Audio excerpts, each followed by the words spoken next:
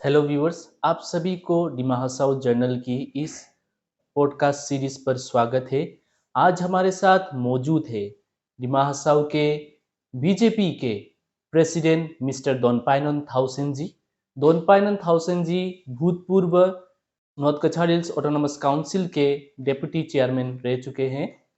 तो आज उनसे चर्चा करेंगे। दोनपाइनन थाउसेन जी, आपको डिमा हसाओ जर्नल पर स्वागत है। नमस्कार। तो हम आपसे जानकारी लेना चाहते हैं कि आपका इस राजनीति करियर एवं इस राजनीति सफर में आप कब से जुड़े हैं और आप कैसे इस समाज के इस सोशल वर्कर से लेकर आप राजनीति में नेता बनकर आए। राजनीति में पहले बात तो मैं तो सिंपल सा आदमी हूँ। तो मैं सोचा था कि वही जो भी चलता है,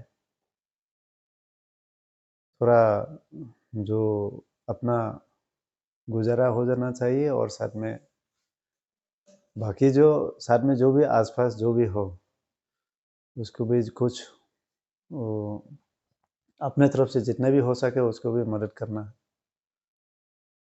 क्योंकि मेरा संस्कार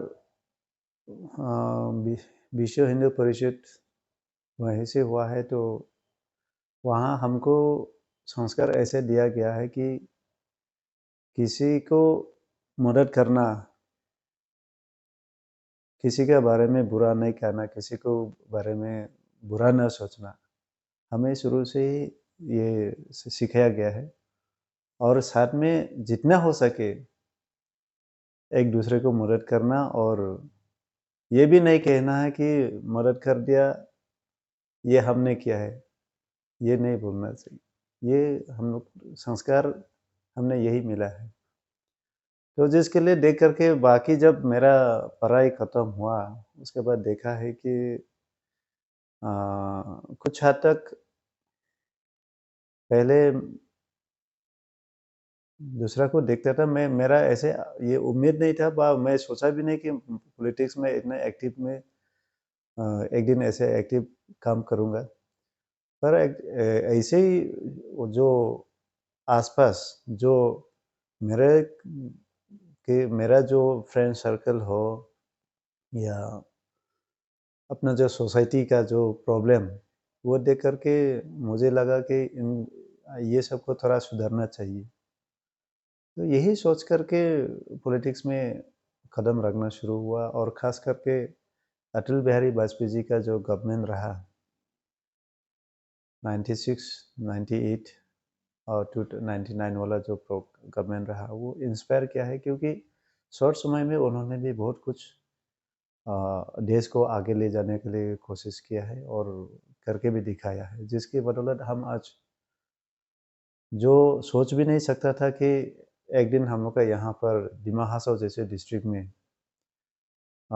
ब्रॉडगेज विजिलाइन जैसे हम लोग मिल पाएंगे, और साथ में ये जो ईस्ट वेस्ट कॉरिडोर जैसे फोर लेन हाईवे, वो सब हम लोग यहाँ देख पाएंगे, ये आशा भी नहीं थे। तो वो जो विजनरी लीडर वो जो देखा है, उसी को इंस्पायर करके मैंने पॉलिटिक्स में भारतीय जनता पार्टी में मैंने ज्वाइन करने को, और यहाँ पर भारतीय जनता पार्टी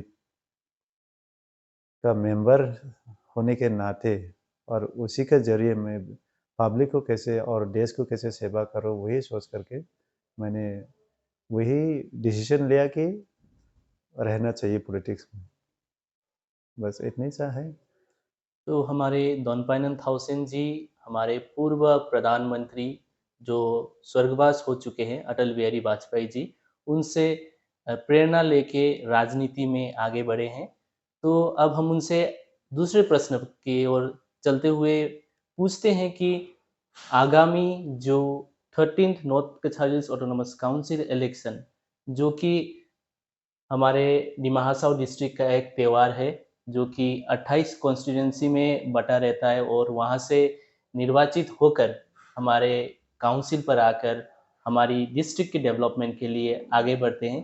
तो इसमें हमारे इस डिस्ट्रिक्ट के भारतीय जनता पार्टी का कैसा प्रिपरेशन है और जो कि अभी जो वेव नए नए नेताओं का वेव जो टिकट दावी कर रहे हैं, वो लोग भी टिकट अप्लाई कर रहे हैं। हम लोग काफ़ी सोशल मीडिया न्यूज़ चैनल में देख रहे हैं। तो हमको हमारे जनता को इसके बारे में थोड़ा संक्षेप में बता दीजिए। प्रिपरेशन हिसाब से अभी 12 यानी परसों डिमा हासाओ ऑटोनॉमस काउंसिल का जो इलेक्शन नोटिफिकेशन हुआ है, तो जिसके बदौलत मेरा तो हमारा जो भारतीय जनता पार्टी व जो अभी गवर्नमेंट में है, सबका मोटा-मोटी पहले से हम लोग रेडी है, क्योंकि इलेक्शन का पहले हम लोग देखा है कि जब भी इलेक्शन होते तो भी जो लीडर्स है, काउंसिल हो या स्टेट हो, जो वही सब का जो लीडर्स है, पहले देखता था कि जब कब इलेक्शन आते तो भी जाते हैं। पर अभी कुछ लास्ट 7 ईयर्स से जो गवर्नमेंट चला है डिमा हासाओ ऑटोनॉमस काउंसिल, अभी क्या होता है कि यहाँ का लीडर गांव में इतना जो जाते हैं, इतना जो प्रोग्राम करते हैं, उसको देख करके गांव वाला लोग को सब समय इलेक्शन मोड में रहने का जैसे ही फीलिंग होता है, क्योंकि ऐसे कुछ ना कुछ प्रोग्राम कुछ ना कुछ करे, ये सब तो चलता रहता है।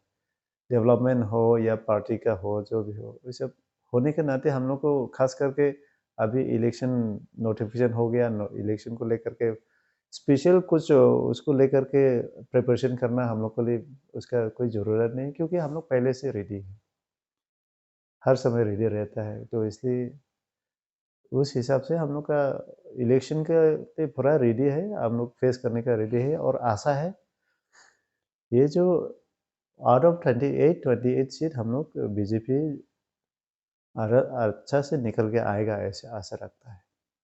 तो कि आप देख रहे थे कि धनपाल थाउसेन जी बोल रहे थे कि बीजेपी हरदम रेडी रहता है, और वो दावा भी कर रहे हैं कि 28 कॉन्स्टिट्यूंसी में बीजेपी अपनी सरकार बना सकती है। तो हम आगे बढ़ते हुए उनसे पूछते हैं कि जब पहले इससे पहले जब ऑटोनॉमस काउंसिल इलेक्शन हुआ था, तो उसमें बीजेपी को एक बहुमत सीट मिला था, और साथ ही high profile constituency such as Haflong और उमरांगसू, वहाँ पर कांग्रेस ने जीत हासिल किया था। तो इस बार क्या बीजेपी उमरांगसू और हाफलोंग में दखल कर पाएगी? कैसा प्रिपरेशन है आप लोगों का? ज़रूर, ज़रूर। ज़रूर दखल कर पाऊँगा, क्योंकि जो बोला है कि मैंने बताया कि आउट ऑफ 28 में से 28 हम लोग आएँगे, उसका मतलब ये हाफलोंग लेकर के ही बोले हैं, हाफलोंग और उमरांगसू। ये कोई डिमा हासाओ ऑटोनॉमस काउंसिल का बाहर तो नहीं है।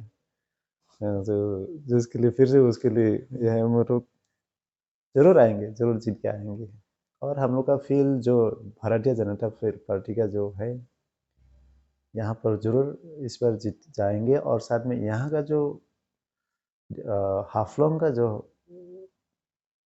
जो प्रॉब्लम्स है, और करमपनी कॉन्सेंस के जो प्रॉब्लम्स है, वो बहुत हद तक यहाँ का जो हमारा भारतीय जनता पार्टी का मेंबर्स नहीं होते हुए भी बहुत हद तक काम किया है। तो आशा है वो लोग भी, जो यहाँ का जो बासिंदा है, यहाँ का जो वोटर्स है, वो भी देखे हैं, और बहुत तरह सा है कि आने वाला समय में अगर यहाँ से जो मेंबर नहीं होते हुए भी पार्टी का जो अपना भारतीय जनता पार्टी का गवर्नमेंट ने इतना कुछ किया है, तो यहाँ से अगर कोई यहाँ का जो प्रॉब्लम को अगर काउंसिल में कोई बोलने वाला होगा, तो और भी ज़्यादा प्रॉब्लम सॉल्व आएगा। ये ज़रूर, ये दोनों कॉन्स्टिट्यूंसी का जो वोटर्स है वो अच्छा से समझ में है उन लोग को। इस वजह से इस बार हमको लगता है कि ये दोनों सीट्स आराम से हम लोग जीत के आएंगे। धनपाल थाउसेन जी कह रहे हैं कि उमरांगसू और हाफलोंग बीजेपी आगामी नॉर्थ कछाली ऑटोनॉमस काउंसिल में दखल कर पाएगा। हम देखेंगे कि बीजेपी ये 2 सीट में दखल कर पाएगी या नहीं। तो हम इस कार्यक्रम को आगे बढ़ाते हुए उनसे जानना चाहते हैं कि वो भारतीय जनता पार्टी के डिमा हासाओ के सभापति होते हुए क्या फिर वो आगामी नॉर्थ कछालिस ऑटोनोमस काउंसिल इलेक्शन में एक कैंडिडेट के रूप में आगे बढ़कर आएंगे? अगर आएंगे तो कौन सी कॉन्स्टिट्यूंसी से आएंगे? जहाँ तक कैंडिडेचर का बात है, ये हायर अथॉरिटी और इसका 5 जोन या जो 5 मेंबर्स कमेटी बना है, वो लोग डिसाइड करेंगे। और भारतीय जनता पार्टी के मेंबर्स होने के नाते सिर्फ मैं ही नहीं, जितने भी मेंबर्स हैं, जो लोग पार्टी में काम किया है, पार्टी के लिए जो कुछ समय दिया है, पार्टी के लिए कुछ जो महत्वपूर्ण योगदान दिए है, सबको भी पार्टी का टिकट व पार्टी का बैनर का जो है इलेक्शन में अप्लाई करने का सबको भी राइट है। तो उसी होने के नाते मैं भी अप्लाई किया हूँ। और साथ में कोई लोग भी है जो कुल मिला करके आज जो हमने एप्लीकेशन रिसीव किया है 88 कैंडिडेट्स के, 88 में से 28 सीट्स है, तो 28 वहाँ से आएंगे और बाकी जो 60 है वो शायद सक्सेस नहीं होगा। उनमें से कोई भी हो सकता है। ये मैं नहीं कहूँगा कि ये होगा वो होगा, मुझे भी अभी नहीं पता, क्योंकि कौन कौन हो सकता है वो समय ही बता पाएंगे उसके लिए। तो और आपने उस लाइन में मैं भी हूँ। तो आपने कौन सी कॉन्स्टिट्यूंसी से अप्लाई किया है? हमारी जनता को बता दीजिए। हाँ, मैंने खास करके यहाँ का जो हाफलॉन्ग का जो प्रॉब्लम है, बहुत सोच विचार करने के बाद हमको लगा कि हाफलॉन्ग जैसे कॉन्स्टिट्यूंसी में का बहुत दूसरा कॉन्स्टिट्यूंसी का प्रॉब्लम से यहाँ का कुछ हट के है। तो उसको सॉल्व करने के लिए कहीं न कहीं मुझे लगा कि मैं सूटेबल होगा। मैं मुझे लगा कि मैं भी कर सकता हूँ। ये मैंने बहुत सोच करके मैंने यही का हाफलॉन्ग कॉन्स्टिट्यूंसी के लिए मैंने अप्लाई किया है।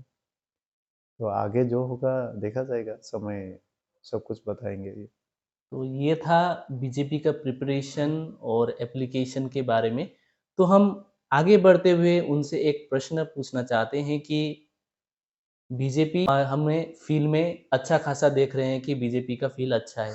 लेकिन डेमोक्रेसी है, तो डेमोक्रेसी में ऑपोज़िशन भी रहेगा। तो आप ऑपोज़िशन कांग्रेस और टीएमसी को कैसे देख रहे हैं कि वो लोग बीजेपी को टक्कर दे पाएँगे या फिर वो लोग मैदान में है ही नहीं? नहीं, मुझे लगता है वो टीएमसी और ये कांग्रेस का अभी का समय में कोई मैदान में नहीं होगा। क्योंकि सारा तरफ से तो जहाँ पे हम लोग, मेरा कहने का मतलब ये है कि भारतीय जनता पार्टी का कोई भी प्रोग्राम हो, कोई भी कॉन्स्टिट्यूंसी में अगर प्रोग्राम करने जाए, 2000 अगर वोटर्स है तो उसमें हम लोग का लगभग 1500 1600 कहीं 1800 ऐसे गैदरिंग हो जाते हैं। अगर 3500 वाला कॉन्स्टिट्यूंसी, उसका वोटर्स वाला कॉन्स्टिट्यूंसी जाते हैं, उसमें लगभग 3000 जैसे गैदरिंग होते हैं। तो उसमें तो सब जितना आया उतने ही पार्टी का कार्यकर्ता है, ये बात भी तो नहीं है। क्योंकि कुछ लोग कुछ-कुछ काम से भी प्रोग्राम में नहीं आने ही नहीं सका, ऐसा वाला भी तो बहुत रहता है। तो इसलिए मेरा मानना है कि अभी का समय में ऐसे कोई ऐसे फैक्टर्स नहीं है कि हम लोग को हरा पाएँगे व टक्कर पाएँगे। भारतीय जनता पार्टी दिमा हसाओ का जो है, दिमा बीजेपी को टक्कर दे पाएँगे, ऐसे पॉलिटिकल पार्टी अभी के समय में नहीं है। आगे का मैं बोल नहीं सकता हूँ, आगे क्या होगा समय बताएँगे, फिर भी अभी का जो इस बार का जो चुनाव है उसमें कोई दूर-दूर तक टक्कर में नहीं आएँगे, हमको लगता है। तो दर्शकों, हमारे बीजेपी के प्रेसिडेंट बोल रहे हैं कि इस बार बीजेपी को टक्कर देने वाला कोई भी पार्टी नहीं है। देखते हैं, चुनाव आ रहा है, चुनाव होगा, चुनाव में रिजल्ट भी आएगी, तो हमको पता चलेगा कि कौन मैदान में है और कौन मैदान में नहीं है। तो इस प्रोग्राम को हम अंत में लाते हुए आखिरी बार हम दोनपाइनन थाउसेन जी, जो कि बीजेपी के प्रेसिडेंट और भूतपूर्व डिप्टी चेयरमैन है नॉर्थ कछालिस ऑटोनोमस काउंसिल के, तो उनसे हम हमारे डिमा हसाओ की जनता को वो क्या मैसेज देना चाहते हैं, तो चलिए उनसे सुनते हैं। मेरा मैसेज ये रहेगा कि जो 2014 को जब मोदी जी के गवर्नमेंट आए थे, उससे पहले बहुत हालत ख़राब था, अपना देश का हालत। आपने देखा है इंटरनेशनल इमेज इंडिया का, हम लोग का जो देश का इमेज क्या था और स्टेट का क्या हालत था और डिस्ट्रिक्ट का क्या हालत था, ये जो हम लोग अगर आज से 10 साल पहले अगर हम लोग जाता है, सोचते हैं तो वो सब उसका जो पिक्चर है आ जाता है और अभी के समय में वो सब बदल गया है और साथ में जो डेवलपमेंट जो कम था, नहीं था और साथ में जो सिक्योरिटी रीजन है, कहीं न कहीं बहुत हम लोग का वीक था और साथ में जो पहले का जो एक अलग सा एक पॉलिटिकल पार्टी के ऊपर में बा किसी लीडर के ऊपर में ऐसे इमेज पड़ा हुआ है कि वादा करते हैं लेकिन निभाता नहीं है। लोग ऐसे बोलने लग गया कि ये कभी बीजेपी जो बोलते हैं ये होने वाला नहीं है और आशा भी छोड़ दिया है क्योंकि पॉलिटिकल जो पॉलिटिक्स में जो लोग रहते हैं, इलेक्शन का समय में तरह-तरह का झूठा वादा करके चला जाता है, पर वो सालों-सालों तक कभी इम्प्लीमेंट हुआ नहीं है, देखा भी है। और कई बार ऐसा भी देखा है कि वो नाम के लिए एक जो इश्यू है, कोई भी प्रॉब्लम, कोई भी इश्यू, कोई-कोई पॉलिटिकल पार्टी को ये भी देखा है कि वो इश्यू जो है उसको पालते हैं। पालते इसलिए पालते हैं कि उसी इश्यू को लेकर के 2-3 बार उसको इलेक्शन जीतना है। इस बार उसी एक इश्यू को कोई भी एक इश्यू को लेकर के इलेक्शन जीता, अगर चाहे तो वो गवर्नमेंट में रहते साथ-साथ उसको कर सकते हैं। कोई-कोई इश्यू ऐसा होता है। पर वो उसको क्या करता है कि कोई पॉलिटिकल पार्टी उसको क्या करता है कि वो इश्यू को ज़िंदा इसलिए रखते हैं कि अगले चुनाव में उसी इश्यू के ऊपर जीतना है। तो लेकिन ये जो इश्यू है, इश्यू को जो खत्म परमानेंट सॉल्यूशन जो करते हैं तो बीजेपी करते हैं। परमानेंट जो कोई भी इश्यू हो, कोई भी प्रॉब्लम हो, वो अगर परमानेंट जड़ से खत्म करना हो, उसको अच्छा से आगे हम लोग आगे बढ़ना है, परमानेंट हम लोग का जो देश को आगे लेके जाना है, हम लोग सब कुछ पहले जैसे ही वो अगर देखा जाए तो हम लोग का बहुत आगे यहाँ बहुत शांति था। बीच में बीच में थोड़ा बहुत डिस्टर्बेंस हुआ है, लेकिन अभी वो जो ग भारतीय जनता पार्टी के आने के बाद वो जो प्रॉब्लम है वो भी आस्ते-आस्ते उसका भी सॉल्व होते जा रहा है। तो आशा है, पीस है अभी भारतीय जनता पार्टी का गवर्नमेंट आने के बाद, पीस है, डेवलपमेंट है। पीस है इसलिए डेवलपमेंट भी होता है। तो सबको मिला करके अगर कहूँ तो अगर डेवलपमेंट चाहिए, पीस चाहिए, तो बीजेपी को वोट दो। और वो अगर वो नहीं चाहिए, झूठा वादा सुन कर के वही पहले जैसे रोना-रोना है तो दूसरा को भी दे सकता है।